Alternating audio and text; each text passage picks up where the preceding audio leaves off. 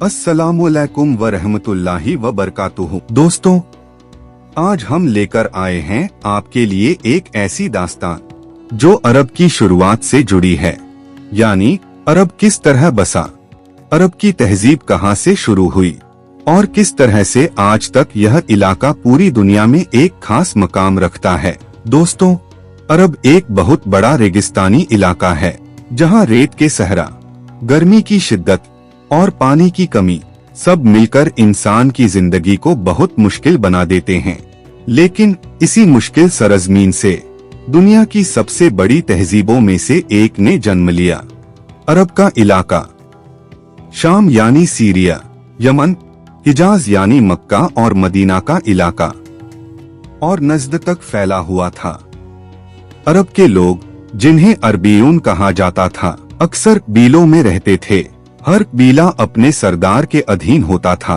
उनकी जिंदगी बहुत सादी थी, लेकिन उसमें गैरत, बहादुरी और वफा की मिसालें मिलती थीं। एक लफ्ज यहाँ जरूरी है, इज्जत।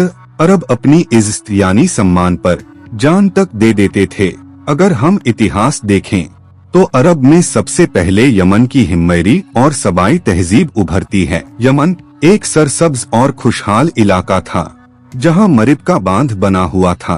यह बांध अरब की खेती और तिजारत का बड़ा सहारा था। लेकिन जब यह बांध टूटा तो बहुत से कबीले यमन से निकलकर पूरे अरब में फैल गए। अब आते हैं मक्का की तरफ, जहां काबा बना हुआ था। काबा अरब के लोगों के लिए तौहीद यानी एक ईश्वर की निशानी था। लेकिन वक्त के साथ वहां बुत परस्ती यानी मूर्ति पूजा शुरू हो गई। कुरैश का कबीला काबा की हिफाजत करता था। यहीं से अरब की सबसे अहम दास्तान आगे बढ़ती है। अरब का इलाका अगर रेगिस्तान था तो उसके पास एक और नेमत थी, तिजारत यानी व्यापार।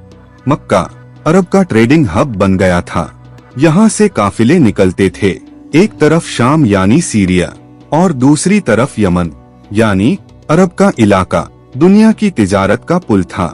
लेकिन इतनी दौलत और तिजारत होने के बावजूद अरब में जाहिलियत यानी अज्ञानता का दौर था। लोग बुतों की पूजा करते थे, बीलाई लड़ाइयाँ होती थीं और औरतों के साथ बहुत जुल्म किया जाता था।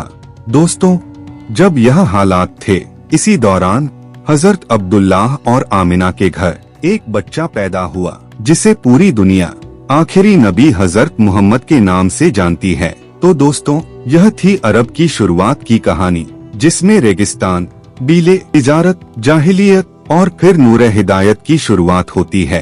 अगर आपको यह वीडियो पसंद आया तो चैनल को लाइक, शेयर और सब्सक्राइब करना मत भूलिएगा। जज़ाकल्लाहु खैर। अल्लाह हाफिज।